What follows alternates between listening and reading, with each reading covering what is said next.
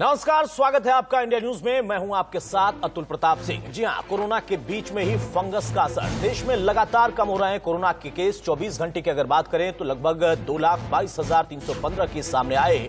Corona से 24 घंटे में 4,454 रिकॉर्ड मौत भी हुई है। पिछले 13 दिन की अगर बात करें तो देश में 53,000 लोगों की जान जा चुकी है।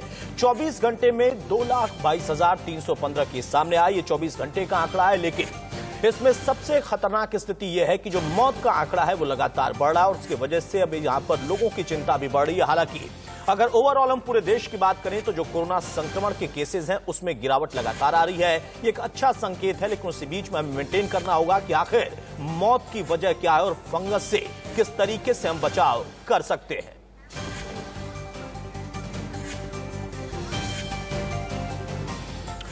तो ब्लैक फंगस के बाद अब व्हाइट फंगस का अटैक जारी है। दिल्ली एनसीआर में ब्लैक फंगस के मामले लगातार बढ़ रहे हैं। दिल्ली के साथ ही गुरुग्राम भी ब्लैक फंगस से ज्यादा प्रभावित है। दिल्ली के एलएनजेपी और जीटीबी अस्पताल में एक दिन में ब्लैक फंगस के 36 और मामले सामने आए हैं।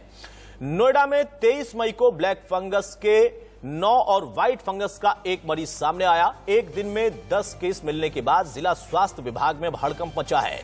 ब्लैक फंगस महिलाओं के मुकाबले 3 गुना ज्यादा पुरुषों को अपना शिकार बना रहा है। यह भी अपने आप में एक पहलू है। अब तक मिले 31 में से 9 महिला पेशेंट्स और अब तक जिले में ब्लैक फंगस से 5 लोगों की जान जा चुकी है। गाजियाबाद में व्हाइट फंगस के 7 मामले सामने आए। हरियाणा में ब्लैक फंगस के 421 केस हो चुके हैं, जिसमें से ज्यादातर 149 मरीज गुरुग्राम से ही सामने आए। फरीदाबाद में भी ब्लैक फंगस के मामलों की संख्या लगातार बढ़ रही है। अब तक फंगस के 37 मामलों की यहां पर पुष्टि हो चुकी है। तो जिस तरीके से लगातार अब ब्लैक फंगस और व्हाइट फंगस की वजह से मामले सामने आ रहे हैं, वो भी चिंता बढ़ा रहे हैं। और जैसा हमने खास पहलू बताया कि जो महिलाएं हैं उनकी तुलना में पुरुषों को ये ज्यादा शिकार बना रहे हैं। तो देश में ब्लैक फंगस के मामले अब लगातार बढ़ रहे हैं। अस्पतालों ने इससे निपटने के लिए तैयारियां तेज कर दी हैं, शुरू कर दी हैं। ब्लैक फंगस के मरीजों के लिए अस्पताल में किन चीजों की ज्यादा जरूरत पड़ती है, इंडिया न्यूज अस्पताल के अंदर इसकी पड़ताल करने पहुंचा। आईसीयू से देखिए राहुल गौतम की ये एक्सक्लूसिव रिपोर्ट। फंगस का कहर बढ़ता जा रहा है। तकरीबन 9,000 मामले देश भर में सामने आ चुके हैं। एक्सपर्ट्स का मानना है कि क्योंकि जो ऑक्सीजन मास्क हैं उनको लेकर कहीं ना कहीं हाइजीन नहीं बरती गई, जिसकी वजह से फंगल इन्फेक्शन के ज्यादा केसेस भारत में देखने के लिए मिल रहे हैं। मेरे साथ हैं डॉक्टर ऋषभ।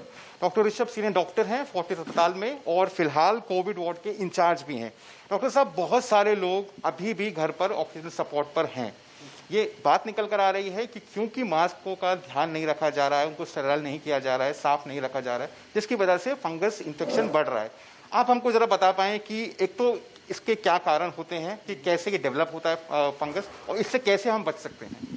देखिए, ब्लैक फंगस, जिसको हम अपनी मेडिकल टर्म में म्यूकरमाइकोसिस बोलते हैं, ये एक स्पोर्स के थ्रू फैलता है। बेसिकली जब हम अपने स्पोर्स को अंदर लेते हैं, इनहेल करते हैं, तो ये ब्लैक फंगस फैलता है। ये जनरली सब पेशेंट्स में नहीं होता है।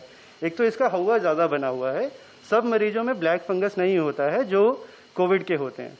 कुछ ही प्रतिशत मरीजों में ये पाया जाता है, जिसके मेजर कारण है कि हम स्टेरॉइड बहुत ज़्यादा यूज़ कर रहे हैं। दूसरा जो मेजर कारण है वो ये है कि हम पेशेंट्स बहुत सारे डायबिटिक हैं। India is a diabetic capital of the world. So क्योंकि अनकंट्रोल्ड डायबिटिक है तो इन पेशेंट्स में ज़्यादा म्यूकर हो रहा है। तीसरा कारण जो देखा जा रहा है वो ये है कि हम जो इक्विपमेंट्स हैं उनको स्टेराइल तरीके से नहीं यूज़ कर रहे हैं, जिसमें मेजर जो आता है, जो लोग होम ऑक्सीजन पे हैं, कॉन्सेंट्रेटर्स पे हैं, ऑक्सीजन थेरेपी पे हैं, उनको ऑक्सीजन को कैसे यूज़ करना है, ह्यूमिडिफिकेशन तो जो ह्यूमिडिफायर्स यूज़ कर रहे हैं उनको कैसे साफ करना है, उस बारे में जानकारी नहीं है। आप दिखा पाएं कि ये क्या क्या चीज़ें हैं, और क्योंकि काफ़ी लोग अभी भी घर पर अपने सपोर्ट पर हैं, इनको कैसे हैंडल करें ताकि ये जो फंगल इन्फेक्शन है ये डेवलप ना हो। देखिए, ये मेरे पास जो अभी मैंने इक्विपमेंट्स इकट्ठे किए हैं, हालांकि ये हॉस्पिटल के हैं, इसमें ये ह्यूमिडिफायर है। इसमें हम स्टेराइल वाटर डालते हैं। बहुत सारे लोग ये गलती कर रहे हैं कि इसमें जो टैप वाटर है वो यूज़ कर रहे हैं, वो नहीं करना चाहिए। ये स्टेराइल वाटर की बॉटल आती है, इसी को यूज़ करना चाहिए। ये स्टेराइल वाटर भी हर 24 घंटे में बदलना चाहिए, और स्टेराइल वाटर का मैक्सिमम और मिनिमम लेवल होता है, उसके बीच में रहना चाहिए। ठीक है, सबसे पहले तो ये सही, सबसे बड़ी प्रिकॉशन है। दूसरा, जो ये ह्यूमिडिफायर है, इसको हमें साफ रखना चाहिए। गंदे ह्यूमिडिफायर्स की वजह से भी ये ऑक्सीजन, ये जो म्यूकर है, ये फैल रहा है। ठीक है, तो इसको साफ करने की क्या विधि है? साफ करने के लिए आपको इसको सबसे पहले सोपी वाटर बनाना है, हल्का सा या सोप माइल्ड डिटर्जेंट डाल के या सोपी वाटर डाल के इसको खोल के उसके अंदर इमर्स कर देना है। सोपी वाटर के इमर्स करने के बाद इसको आपको 10 मिनट तक उसमें रखना है। उसके बाद इसको निकाल के क्लीन वाटर से, वार्म क्लीन वाटर से धोना है। अगर आपके पास घर पे सिरका है जिसको हम विनेगर बोलते हैं, तो उसमें भी आप 1-2 मिनट इसको इमर्स कर सकते हैं। उसके बाद इसको ड्राई होने देना है। ड्राई होने के बाद इसमें स्टेराइल वाटर भर के और इसमें इसको बंद करके फिर यूज़ करना है। ठीक है। जो दूसरा रीज़न है वो ये कि सिर्फ हमें ह्यूमिडिफायर का ही ध्यान नहीं रखना है। ह्यूमिडिफायर के अलावा हमें ऑक्सीजन मास्क और जो नेज़ल कैनुला है, जिन लोगों को कम ऑक्सीजन की ज़रूरत होती है उनके लिए नेज़ल कैनुला सफिशिएंट होता है, उसको यूज़ करना है। नेज़ल कैनुला को और इसको ऑक्सीजन जो मास्क है इसको भी हमें साफ़ रखना है। जब भी आपको ये सॉइल लगे और साफ़ नहीं हो रहा तो इसको चेंज करना है और एक दूसरे का मास्क यूज़ नहीं करना है। एक मरीज को एक ही मास्क एक ही मरीज को यूज़ होगा और वो भी हर हफ्ते चेंज करना चाहिए या फिर जब भी सॉइल हो। कई बारी डॉक्टर साहब ये भी देखा गया कि जैसे कि कोई मरीज है, उसने आज ऑक्सीजन मास्क को इस्तेमाल किया, उसके बाद उसको ज़रूरत नहीं लगी तो 3-4 दिन वो बाहर रखा रहा, उसके बाद उसको फिर ज़रूरत पड़ी, उसने उसको फिर यूज़ किया। इसको स्टोर कैसे किया जाए, इसको कहाँ संभाल के रखा जाए ताकि इसमें जो इन्फेक्शन है वो डेवलप ना हो? देखिए, सबसे पहले तो इसको हमेशा साफ़ रखना चाहिए। उसके बाद इसको हमेशा हम यहाँ हॉस्पिटल में तो स्टेराइल कपड़े में ढक के बंद करके रखते हैं। प्रेफरेबली मैं यही कहूँगा कि अगर आपने 4-5 दिन तक मास्क यूज़ नहीं किया है और ये साफ़ अच्छे से नहीं हो रहा है, डिस्पाइट कि उसको सोपी वाटर में और वार्म वाटर में क्लीन करने के बाद भी, तो आप नया यूज़ करें। आजकल अब ये इतना वो नहीं है कि नहीं मिल रहे हैं। पहले पिछले महीने काफ़ी किल्लत थी, नहीं मिल रहे थे, अभी ये मिलने लगे हैं क्योंकि रिक्वायरमेंट कम हो गई है, इसलिए मिल रहे हैं।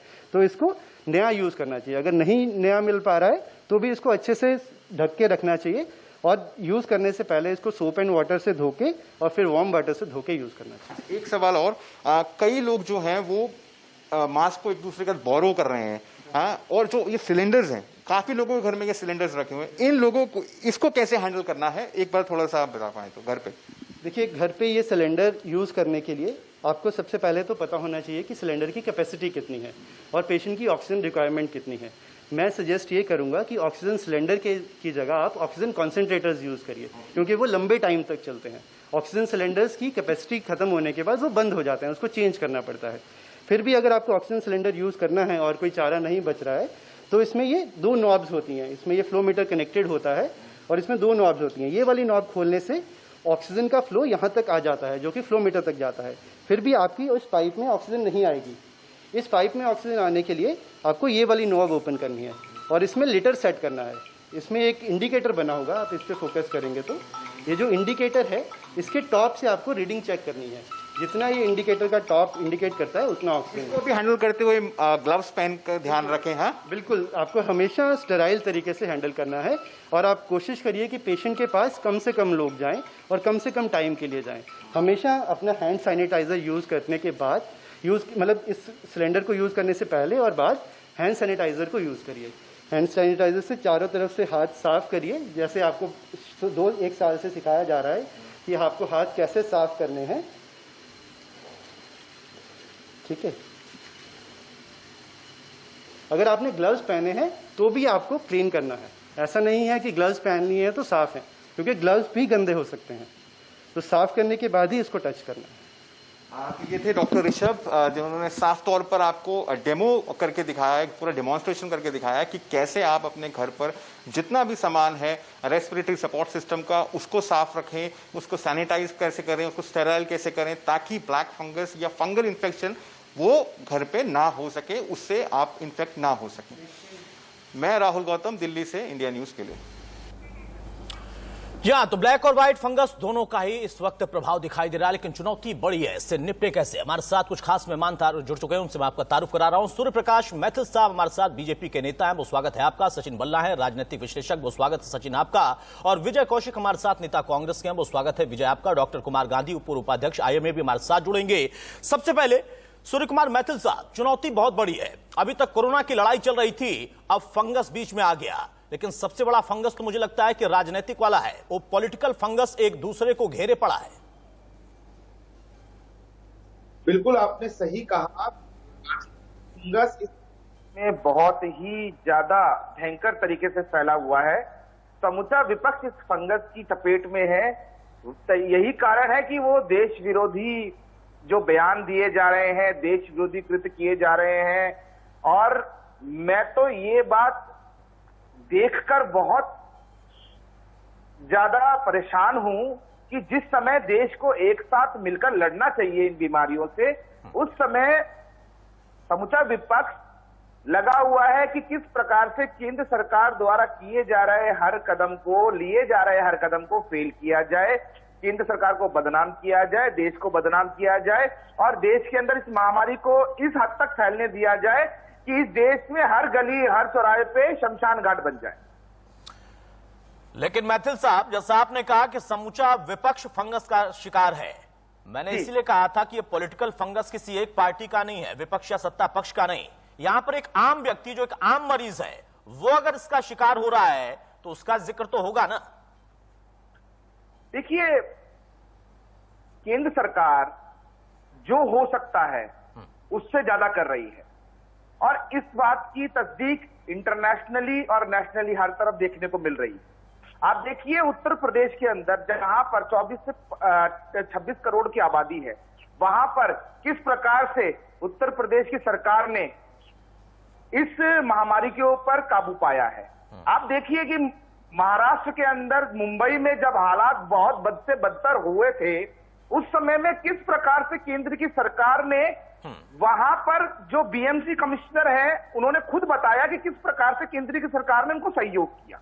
आप देखिए, दिल्ली का जो विषय था, दिल्ली के अंदर जो सरकार है वो गूंगी और बहरी है, विज्ञापनबाज सरकार है, उनको केवल विज्ञापन देना आता है। इसकी तस्दीक आरटीआई भी करती है कि जिन्होंने एक साल के अंदर कोई भी कोरोना के प्रति तैयारी नहीं की थी, एक वेंटिलेटर नहीं खरीदा, एक ऑक्सीजन, ठीक है मैथिल साहब, देखिए ये आरोप प्रत्यारोप चलता रहेगा। दिल्ली का आप जिक्र कर रहे हैं, लेकिन बहुत सारे लोग आपका जिक्र कर रहे हैं। मैं चाहूंगा कौशिक साहब इसका आप जवाब दें। विजय कौशिक, आप जवाब देंगे। मैथिल साहब का कहना है कि केंद्र की सरकार, बीजेपी के राज्य की सरकार है, वो हद तक प्रयास कर रही है, खासतौर से केंद्र का वो जिक्र कर रहा है, लेकिन विपक्ष सिर्फ और सिर्फ राजनीति कर रहा। सवाल इस बात का है कि फंगस बांट कर नहीं आता और फंगस किसी को देखकर नहीं आएगा। यहां पर राज्यवार अगर हम देखें तो आंकड़ा बढ़ता हुआ, हालांकि सारी सरकारें इसको लेकर सचेत दिख रही हैं, वहां एकजुटता की जरूरत है। फिर क्यों आरोप प्रत्यारोप? देखिए, सबसे पहली बात, मुझे लगता है कि भाजपा प्रवक्ता का मानसिक संतुलन खराब है, इसलिए इस तरह की ओछी बातें कर रहे हैं कि विपक्ष मोदी जी को बदनाम करने के लिए ये कर रहा है, वो कर रहा है, फलाना कर रहा है, ढिमका कर रहा है। आप इनसे ये पूछिए, ये जो गंगा में जो लाशें बहकर दूसरे राज्यों में जा रही हैं, क्या इन्हें कांग्रेस फेंक रही है इन लाशों को? क्या ये जो गंगा किनारे लाशें दबी हुई लोगों को दिखाई दे रही हैं, क्या कांग्रेस इन्हें दबा रही है? क्या अस्पतालों में जो लोग ऑक्सीजन की कमी के कारण मरे हैं, क्या वो कांग्रेस ने मारे हैं? अरे इन्हें शर्म आनी चाहिए कि चाहे जरूरी दवाइयों की बात हो, उनकी किल्लत के कारण लोग मरे हैं, ऑक्सीजन की कमी के कारण लोग मरे हैं, पर्याप्त जो चिकित्सा सुविधाएं हैं उन्हें न मिलने के कारण लोग मरे हैं, दवाइयों के कारण लोग मर रहे हैं। अब जो ब्लैक फंगस का जिक्र किया जा रहा है, ये स्टीरॉइड्स की अधिक डोज के कारण हुआ है। तो इन सब की जिम्मेवारी किसकी थी? इसकी जिम्मेवारी थी केंद्र सरकार की, माननीय मोदी जी की। और अब तो रिसर्च भी ये निकल कर आई है, जिन लोगों ने वैक्सीन लगवाई थी उनके शरीर में कोरोना वायरस अपना डबल म्यूटेंट कर लिया, उसके कारण लोगों की ज्यादा मौत हुई है। अब तो रिसर्च ये भी आई है कि जिन जिन देशों में वैक्सीनेशन ज्यादा हुई है, वहाँ ज्यादा मौतें हुई हैं। निवेदन करना तो सरकार का ही फॉल्ट है या हमारे फॉल्ट है? अरे कांग्रेस के लोगों ने तो जनता के बीच में जा जाकर लोगों की मदद की है। राहुल गांधी जी ने एम्बुलेंस चलाई है, उनके राज में तो काम कर रहे हैं और वो अब पहले तो इंडियन वायरस कोरोना वायरस को हिंदुस्तानी वायरस बताने की कोशिश कर रहे थे। अब ये लोग स्वदेशी वैक्सीन को भी बदनाम कर रहे हैं और कह रहे हैं कि स्वदेशी वैक्सीन लगवाने से शरीर। अब देखिए ये कौशिक साहब देखिए, आपने शुरुआती कमेंट किया कि भाजपा के प्रवक्ता का मानसिक संतुलन ठीक नहीं, और अब आप कहने लगे कि ये बीजेपी का वायरस है। अरे यही तो सवाल है, वायरस पहले था नहीं, अब कह रहे हैं बीजेपी का वायरस है। वैक्सीन की चिंता अभी हो रही है, पहले कह रहे थे कि बीजेपी की वैक्सीन है। जरा दोनों शांत हो जाए। डॉक्टर कुमार गांधी भी हमारे साथ जुड़ चुके हैं, लेकिन उसके पहले मैं चाहूंगा सचिन भल्ला आप बीच में आए। देखिए, कांग्रेस के प्रवक्ता बता रहे हैं कि अब उनको लगने लगा कि ये बीजेपी का वायरस है। बीजेपी के प्रवक्ता कह रहे हैं कि दरअसल हमने तो काम किया, लेकिन विपक्ष को फंगस का शिकार हमने देखा है, मान लिया है। ऐसे कैसे चलेगा भाई? देखिए, इसमें ये जो गंदी राजनीति बीजेपी और कांग्रेस मिलके करती है, और ये आप सबके सामने है कि सिक्के के दोनों पहलू हैं। और दूसरी बात, जो आज तक इन दोनों को बोलो कि जहाँ पे बीजेपी या कांग्रेस शासित राज्य है, वहाँ पे आपने कितने के लोग बचा लिए हैं, कितने आपने ऑक्सीजन पे बचा लिए, कितने आपने दवाइयों से बचा लिए। ये हर जगह नाकाम है, और अपने को नहीं देखेंगे, अपनी तरह गिरेबान में तो झांकते नहीं है दोनों जाने। उसके बाद ये दिल्ली में आ जाते हैं 2 मिनट के बाद, चाहे कहीं पे बैठे हो 2 मिनट बाद दिल्ली आ जाएंगे। ये सबसे गंदी राजनीति तो ये दोनों कर रहे हैं। दूसरी बात, हमें इस टाइम मिलकर चलना चाहिए, इसमें अवेयरनेस लानी चाहिए, इसमें हमने जागरूक करना है लोगों को। अगर लड़ाई हमारी पूरी जिंदगी तू मैं की लड़ाई चलती रहेगी जब हम खुद जिंदा रहेंगे और हमारे दोस्त जिंदा रहेंगे। सवाल तो इसी बात का है ना सर, सवाल इसी बात का है कि कौशिक साहब को याद आ रहा है कि बीजेपी का वायरस है, और बीजेपी कह रही है कि दरअसल हमने तो काम किया, उनको याद नहीं आया। मुझे तो समझ में नहीं आता। अभी कौशिक साहब कह रहे थे कि असल में केंद्र की जिम्मेदारी है, तो प्रदेश में फिर वैक्सीन पर फोटो उनके मुख्यमंत्री की क्यों लग रही है भाई? वैक्सीन पर मुख्यमंत्री की फोटो लगाएंगे, प्रधानमंत्री के फोटो को लेकर अलग चर्चा होगी, यही बंटवारा है। दोनों जिम्मेदारी से हटे हैं, और ये वाकई सच्चाई है कि सबने झटका खाया यहां पर, वो चाहे केंद्र हो प्रदेश हो। हमारी तैयारी में कमी थी, हमें स्वीकार करना चाहिए। भारत एक ऐसा देश है जो कि स्वास्थ्य के हिसाब से बहुत पीछे है। अमेरिका झटका बहुत पहले खा चुका है, इसको मानने में क्या बुराई है भाई? लाशें आज दिख रही हैं, लाशें आगे भी दिखेंगी। बहरहाल हमारे साथ डॉक्टर कुमार गांधी हैं। डॉक्टर कुमार गांधी, राजनीति से इतर कोरोना की सेकेंड वेव, थर्ड वेव की इस वक्त उम्मीद की जा रही है, आशंका जाहिर की जा रही है कि आ सकती है, हम तैयार हो रहे हैं। लेकिन उस बीच में जो फंगस आ गया, वो भी काला और सफेद, ये जादू टोने जैसा हो गया, और उस जादू टोने में एक दूसरे पर आरोप लग रहा है। बचेंगे कैसे? देखिए, मैं सबसे पहले तो ये कहना चाहूंगा कि हमें कहीं पे भी इसमें राजनीति को नहीं घुसाना चाहिए। हमें प्रजा की जान को बचाने को लेके सबसे पहले सोचना चाहिए, चाहे वो प्रदेश सेंटर से शासित हो, चाहे स्टेट शासित हो, उन सबको अपनी तैयारी पूरी इस तरह से रखनी होगी कि अगर आगे इन चीजों को रोकना है तो प्रिवेंशन हम क्या क्या कर सकते हैं। जैसे अभी बता रहे थे कि किस तरह से ह्यूमिडिफायर को हमें क्लीन करना है, किस तरह से हमें ऑक्सीजन की पाइप वगैरह क्लीन रखनी है। अगर हम होम आइसोलेशन में हैं तो हमें स्टेरॉइड का इस्तेमाल कैसे करना है, अगर वो ले रहे हैं तो उससे हमें साइड इफेक्ट ना हो, इससे बचाव कैसे हो, ये देखना जरूरी है। अगर हमारे को कोई भी सिम्टम नजर आ रहे हैं तो हम जाके डॉक्टर से मिले, और डॉक्टर की राय और डॉक्टर की परामर्श से ही हम अपना इलाज कराएं, ना कि हम सेल्फ मेडिकेशन करें। ये चीजों को ज्यादा जरूरी है हमें फॉलो करना, ना कि इस वक्त आरोप प्रत्यारोप करना जरूरी है। हमें इस वक्त ये करना है कि जो हमारी देश की जनता है, जो इस महामारी को झेल रही है, उसे किसी तरह से हम तैयार करें, उसे किसी तरह से हम साक्षर बनाएं, जिससे हम इस चीज से लड़ने को और सक्षम बन सके। नहीं, अभी हमारा आपस में पॉलिटिकल लड़ना बहुत जरूरी है ना। देश किस चीज से लड़ रहा है, बीमारी से हम कैसे जूझ रहे हैं, उस पर तो अभी कहां ध्यान जा रहा है। तभी तो देखिए यहाँ पर आपस की लड़ाई शुरू हो गई है। लेकिन एक डॉक्टर की समस्या को आप समझिए, एक आम व्यक्ति की समस्या को समझिए। आखिर क्यों हम स्वीकारने को अभी भी तैयार नहीं है कि बहुत सुविधा संपन्न जो देश थे उन्होंने भी झटका खाया। अब लेकिन यहां पर उस झटके से हमें बचाना है, बचना है। और जैसा आपने डॉक्टर्स को सुना इसके पहले कि भारत में डायबिटिक पेशेंट बहुत ज्यादा है, एक तरीके से दुनिया का हम डायबिटिक कैपिटल है, वहां पर हमारी चुनौती भविष्य के लिए और बढ़ रही है। डॉक्टर सूर्य कुमार मैथिल साहब, आप कहते हैं आपने जिम्मेदारी निभाई, चलिए मान लिया, लेकिन बहुत सारी जगहों पर आप पर भी सवाल है, और जो सत्ता में होता है उसका जवाब बनता है, उसी का जवाब ज्यादा बनता है। आप छोड़िए ना, वो राजनीति कर रहे होंगे और करा रहे होंगे, आप लग जाइए काम पर। आप छोड़ दीजिए दिल्ली की गूंगी बहरी सरकार को, आप पूरे देश के लिए बना दीजिए एक रिकॉर्ड, आप करिए स्वास्थ्य को लेकर एक अच्छा काम, और फिर जनता के बीच में आप रहेंगे, जनता भी जानेगी। क्या जरूरी है उनको जवाब देना? विजय जी, केंद्र की मोदी सरकार काम कर रही थी, काम कर रही है और काम करती रही।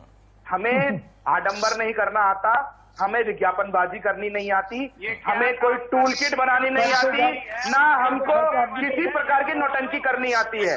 जिसका सीधा सीधा उदाहरण मध्य प्रदेश के अंदर कांग्रेस की महावसूली जो अघाड़ी है उसकी सरकार है। वहां पर जब मुंबई के अंदर स्थिति खराब हुई तो केंद्र की सरकार से जब मुंबई कमिश्नर ने बात की तो 20 सेकंड के अंदर उनको वहां पर सहायता मिल गई। मैं आपको बताना चाहता हूं कि जिस प्रकार से अभी कांग्रेस के प्रवक्ता यहां पर नेशनल चैनल पर झूठी बातें बोल रहे हैं कि स्वदेशी वैक्सीन लगाने पर डबल म्यूटेंट उनकी बॉडी में बन गया, तो मैं इसको इनकी टूल किट से जोड़ना चाहूंगा। नहीं, मैं इसका जवाब मैं इसका जवाब चाहूंगा, मैं जवाब चाहूंगा सचिन, मैं इसका जवाब बिल्कुल जवाब चाहूंगा अपने दर्शकों के लिए।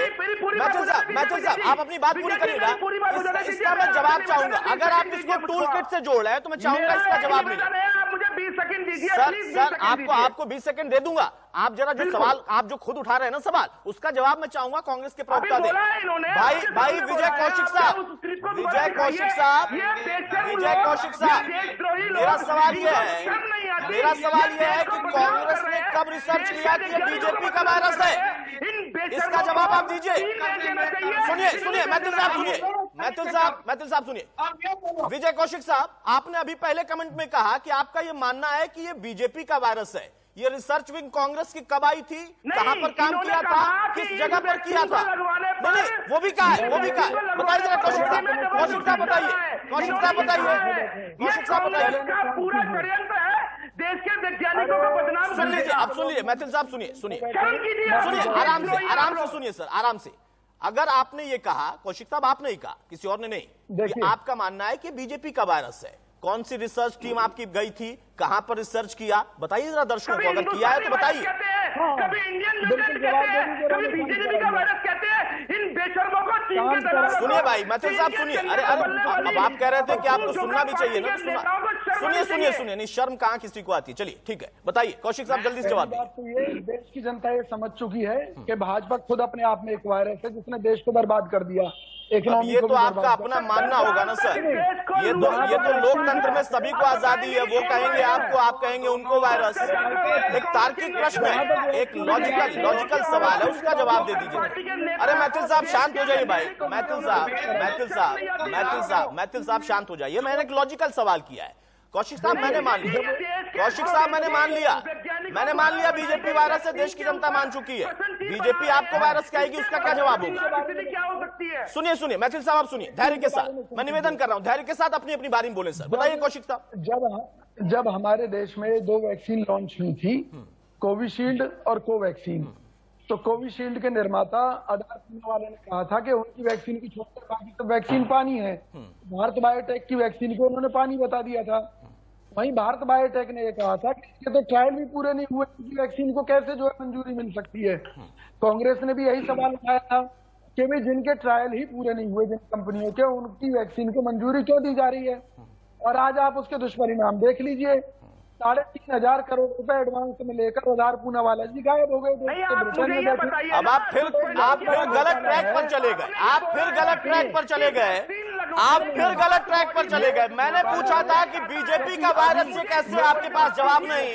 अगर आप इस वैक्सीन को पानी मानते हैं तो आपके प्रदेश की सरकारें क्यों मांग रही हैं भाई? छत्तीसगढ़ में क्यों आखिर उस पर अपनी फोटो लग रही है?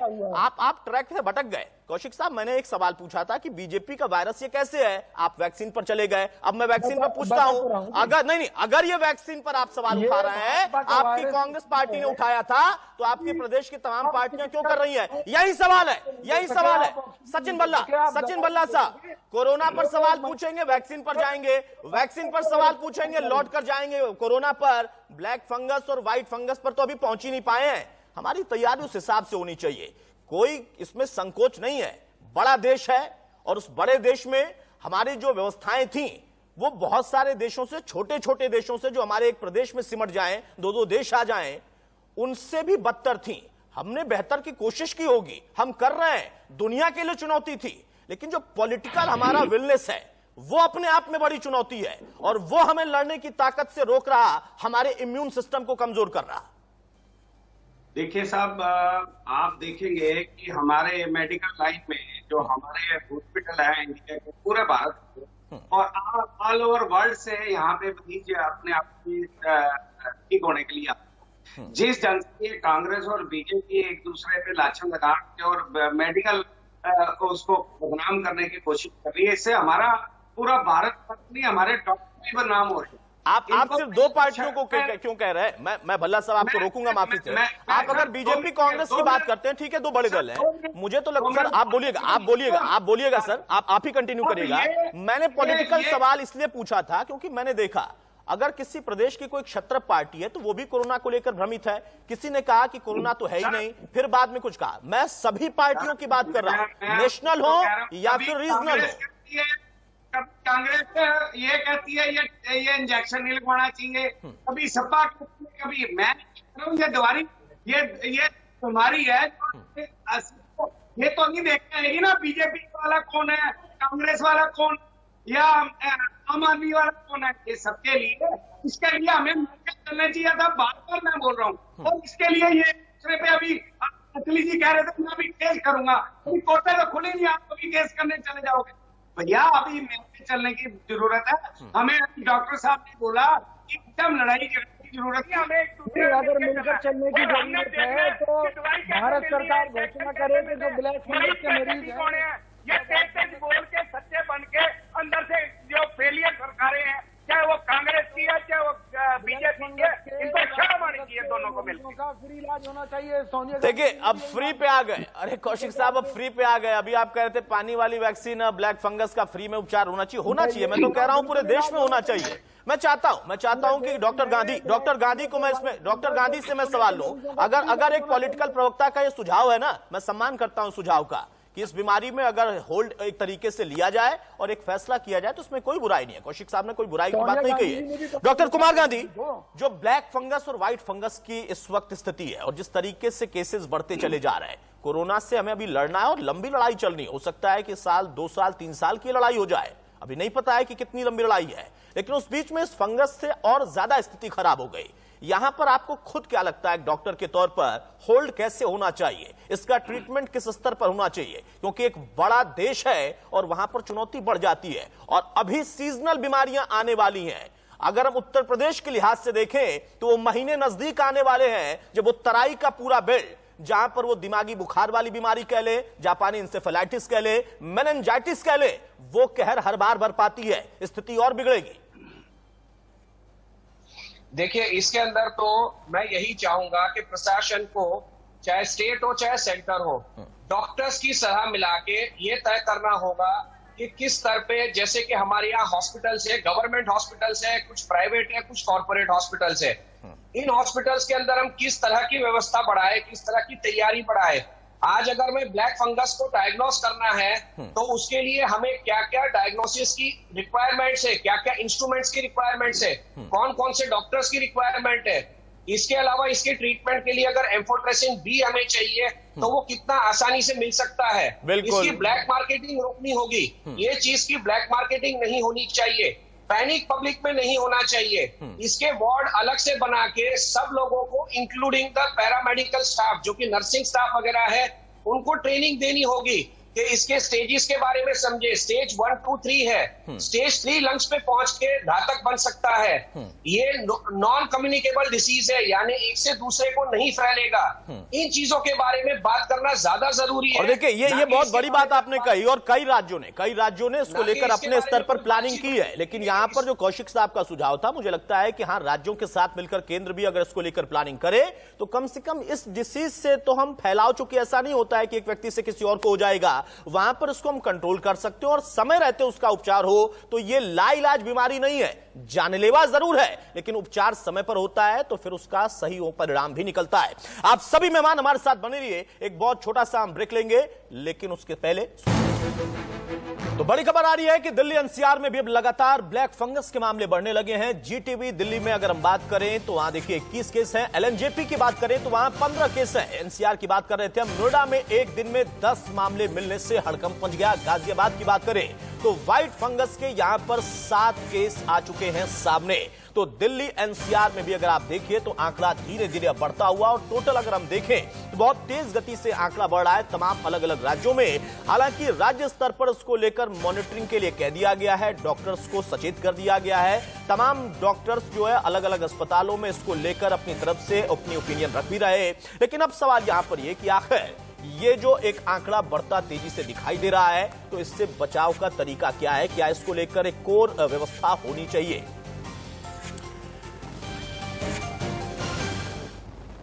बहरा, तो एक बार फिर से मेहमानों का रुख करते हैं। विजय कौशिक साहब हमारे साथ लगातार जुड़े हुए हैं।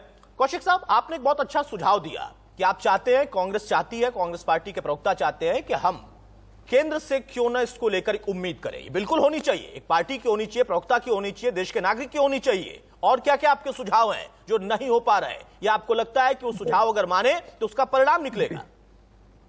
देखिए, मेरा मानना यह है कि कोरोना के जितने पेशेंटों ने इलाज कराया है, चाहे सरकारी में कराया है चाहे प्राइवेट में, सारा डाटा सरकार के पास है। उन लोगों को अवेयर किया जाए। उन लोगों को अवेयर करने के अलावा किसी में भी लक्षण होते हैं तो तुरंत उनके इलाज की व्यवस्था हो, क्योंकि ये जो बीमारी है ये कहीं ना कहीं ज्यादा स्टेरॉइड्स की वजह से या मेडिकल चिकित्सा क्षेत्र में लापरवाही के कारण लोग इसका शिकार हुए हैं। क्योंकि अगर मान लीजिए, इसमें यह भी कहा जा रहा है कि जिन लोगों को इंडस्ट्रियल ऑक्सीजन का प्रयोग जिन लोगों के ऊपर किया गया, उन्हें भी ये बीमारी हो रही है। तो सरकार इसका पूरी तरह से दायित्व वहन करे, लोगों को पहले से ही जागरूक करना। कौन सी सरकार? इसमें सबसे बड़ी जिम्मेवारी है केंद्र सरकार की। ठीक है, कुछ जिम्मेदारी तो राज्य सरकारों की होंगी ना, वो चाहे आपकी पार्टी की हो, इनकी पार्टी की हो, किसी की पार्टी की हो। बिल्कुल, केंद्र सरकार एक नीति बना दे। ठीक है, अब मेरा इसी पर सवाल है कौशिक साहब, आपने बहुत अच्छा सुझाव दिया कि सरकार के पास डाटा है, सरकार अगर चाहे तो लोगों को अवेयर कर सकती है। केंद्र की सरकार अवेयर करेगी और प्रदेश की सरकार और प्रदेश की पार्टी के लोग या फिर उस पार्टी के राष्ट्रीय स्तर के या फिर प्रदेश स्तर के जो भी नेता हैं वो भ्रमित करेंगे तो कैसे चलेगा? कोई कहेगा ये इंडियन वेरिएंट है, कोई कहेगा, खुद आपने भी कह दिया कि असल में बीजेपी का वायरस है। मुझे नहीं लगता कि ये ऐसा नहीं करना चाहिए। आपने पहले कमेंट में ही कहा था, गलती से निकल गया शायद आपके मुंह से। ना, मैंने कहा भाजपा खुद एक वायरस है। नहीं, उसके पहले वाले कमेंट में आपने कहा था मुझे लगता है बीजेपी का वायरस है। सेकंड कमेंट में आपने कहा कि भाजपा खुद एक वायरस है।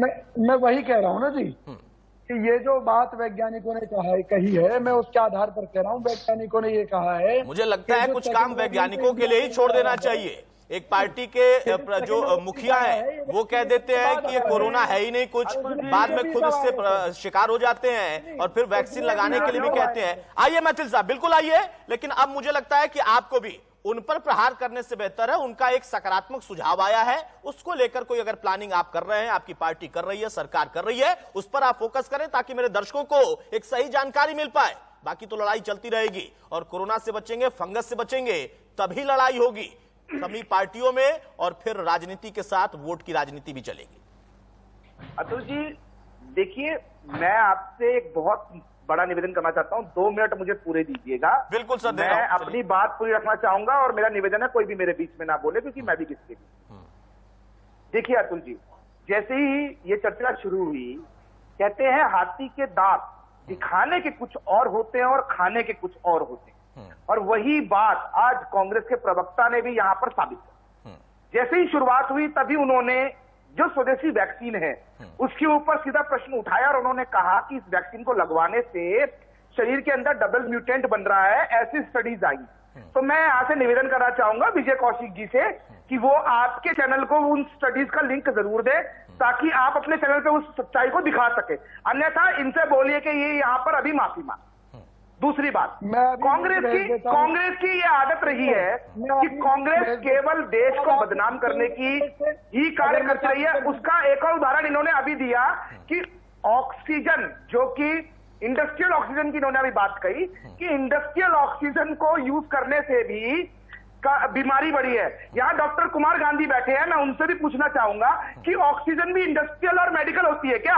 ये कांग्रेस के पप्पू पार्टी के नेता, ये नकली एजुकेटेड लोग, ये जोकर पार्टी के नेता, ये विदेशी डीएनए की औलादे, ये इस देश को सिर्फ नहीं देखिए, वहां पर इंडस्ट्रियल ऑक्सीजन का कोई और मतलब था, वो आप भी जानते हैं, ऐसा नहीं है कि नहीं। अब मेरा सवाल नहीं, अब मेरा सर, आपने बोला था बोलने के, आप बोलने के लिए नहीं, ठीक है, एक उनका अच्छा सुझाव भी तो था। अरे ठीक है, एक उनका अच्छा सुझाव भी तो था, एक कांग्रेस के प्रवक्ता का अच्छा सुझाव भी तो था ना सर, उस पर कमेंट करें सर, समय थोड़ा कम है ना, मैं चाह रहा हूं कि एक अच्छा सुझाव भी तो दिया था। इनको हॉस्पिटल में पैदा होने वाली ऑक्सीजन और इंडस्ट्रियल ऑक्सीजन का फर्क नहीं मालूम, पहली बात। दूसरी बात मैं ये कहना चाहता हूँ, मैं ये बात कह रहा हूँ, ये जो डॉक्टरों ने कहा है, वैज्ञानिक साहब को आपने बुला लिया, ये कांग्रेस के पप्पू पार्टी के नेता। अरे भाई मैंने पार्टी के प्रवक्ताओं को बुलाया है, वैज्ञानिक हमारे साथ नहीं है, कोई डॉक्टर है हमारे साथ, उनको रहने दीजिए। अरे ये अब मैथिल साहब एक अच्छा सुझाव दिया था कौशिक साहब ने, उस पर जवाब दे दीजिए भाई। के ऊपर भी प्रश्न उठा रहे हैं कि ऑक्सीजन इंडस्ट्रियल होगी या मेडिकल होगी। अरे वो टेक्निकल तौर पर उठा रहे हैं ना, टेक्निकल तौर पर उठा रहे हैं, जिनका जिस ऑक्सीजन का इस्तेमाल होता है फैक्ट्रियों में, उसका वो जिक्र कर रहे हैं। आप ऑक्सीजन को सिर्फ ऑक्सीजन देख रहे हैं। अब मैथिल साहब जल्दी से, समय थोड़ा कम है सर, उन्होंने एक अच्छा सुझाव दिया है, वो सुझाव तो सही है ना? कांग्रेस के सुझाव, हाँ। मैं कांग्रेस की मंशा बता रहा हूँ। कांग्रेस के राज्य वेंटिलेटर हम भेजते हैं, 60,000 वेंटिलेटर भेजे, वहां पर वेंटिलेटर पे प्रश्न उठाते हैं। कांग्रेस का मंशा, कांग्रेस के नेता अपनी जो क्षेत्रीय यूनिट्स उनको बोलते हैं कि हॉस्पिटल्स में बेड को रिजर्व कर लो, ऑक्सीजन को रिजर्व कर लो, दवाइयों को रिजर्व कर लो, ताकि अपनी राजनीति चमकाओ, और जब कोई सोशल मीडिया पे बोले तो उसको दो, अन्यथा लोग मरते रहे तो मरने दीजिए। ठीक है, यानी केंद्र अपना काम कर रही है, राज्य सरकारें अपना काम कर रही है। और देखिए इसमें कई ऐसे राज्य हैं जहां पर बीजेपी और कांग्रेस नहीं है, कोई और सत्ता में है, वहां पर भी कुछ अच्छे काम हुए हैं, तो उसका जिक्र भी होता है। अब आप दोनों को रोक रहा हूं, सर माफी चाहूंगा सर, समय नहीं है, आप दोनों को रोक रहा हूं। सचिन भल्ला साहब बहुत जल्दी से सर, एक मिनट में फाइनल कमेंट आपका। देखिए कुछ ना कुछ बातें जब होती रहती हैं तो एक परिणाम निकलता है, और यहाँ पर ये मानने को तैयार है लड़ाई लड़ते लड़ते कि नहीं होना अच्छा ही चाहिए, होगा कैसे? लेकिन देखिए सर, कई बातें खुल के नहीं आती पब्लिक के बीच में। जो सिलेंडर बोल रहे थे ऑक्सीजन के लिए, जब ऑक्सीजन सेंट्रल गवर्नमेंट ने रोक दी, कई राज्यों में रोकी, इसमें इन्होंने जो भी जैसा भी सौतेला व्यवहार किया वो इनको पता है। उसके बाद लोगों के जिनके अपने घर के बुजुर्ग या इस ऑक्सीजन के लिए मर रहे थे, उन्होंने किसी गैस एजेंसी वाले से सिलेंडर लिया, किसी ने बैलून सिलेंडर लिया, उसमें ही गैस के अपने पेशेंट को दिया। उनको ये नहीं कि इसके ऊपर भी हमारी आगे आ जाएगी। ये इनकी मुखबियों के कारण जो लोग मरे वो सेंट्रल गवर्नमेंट की तरह काम के लिए मरे। ये नहीं है कि ऑक्सीजन, इन्होंने ऑक्सीजन नहीं दी। पहले आप बोले, आप मेरी बात सुनिए, गोवा में 15 से 20 टोटल उसमें ऑक्सीजन के लिए मरे। ये करेंगे, ये दूसरे राज्य करेंगे। ठीक है, नहीं अरे भाई इतना लड़ने का नहीं है। अभी देखिए, अभी कोरोना से लड़ाई लंबी लड़नी है, इतना तेज आपस में लड़ेंगे तो दिक्कत हो जाएगी ना। कोरोना फिर बैठकर देख रहा होगा कि आप लोग देखिए ऐसे लड़ रहे हैं और वो लगातार म्यूटेशन कर रहा है। बहुत जल्दी से डॉक्टर गांधी बहुत जल्दी से सर, शार्प कमेंट आपका, सिर्फ दर्शकों के लिए सुझाव, उन मरीजों के लिए सुझाव जो कि ब्लैक फंगस को लेकर अभी भी असमंजस में है या उससे संक्रमित है। गांधी साहब, डॉक्टर गांधी। देखिए, सबसे पहले तो डॉक्टर से परामर्श करके ही अपना इलाज कराए। जहां अगर आपको दिक्कत लग रही है कि मुझे कोरोना या ब्लैक फंगस का कोई भी सिम्टम नजर आ रहा है, तो डॉक्टर से परामर्श जरूर करिए। कोरोना में फिजिशियन और ब्लैक फंगस में ENT स्पेशलिस्ट को मिलिए। दूसरा, मेरा प्रशासन से जो भी जहां पे भी है स्थित है, चाहे स्टेट हो चाहे सेंटर हो, we are under prepared, we need to be better prepared to fight Covid as well fight black fungus. देखिए, प्रिपरेशन की कमी है और यह सच्चाई है, उसे सबको मानना होगा, वो चाहे केंद्र में बैठा हो, राज्य में बैठा हो, और सबको तालमेल के साथ आगे बढ़ना होगा। यही फेडरल स्ट्रक्चर भी है। बहुत शुक्रिया आप सभी का हमारे साथ जुड़ने के लिए, गांधी साहब आपका हमारे साथ जुड़ने के लिए, और तमाम मेहमान जो हमारे साथ जुड़े हुए थे। मौजूदा दौर में लड़ाई बड़ी है और काले सफेद के बीच में जब फंगस की लड़ाई आ जाए, वहां पर पॉलिटिकल लोगों का इस तरीके से लड़ना ठीक नहीं लगता। हाँ, कुछ बातें सच होती हैं, कुछ बातों को लेकर चर्चा होती है, लेकिन तैयारी सबको मिलकर करना होगा, क्योंकि फंगस बांट कर नहीं आएगा, जैसे कोरोना आया भी नहीं था।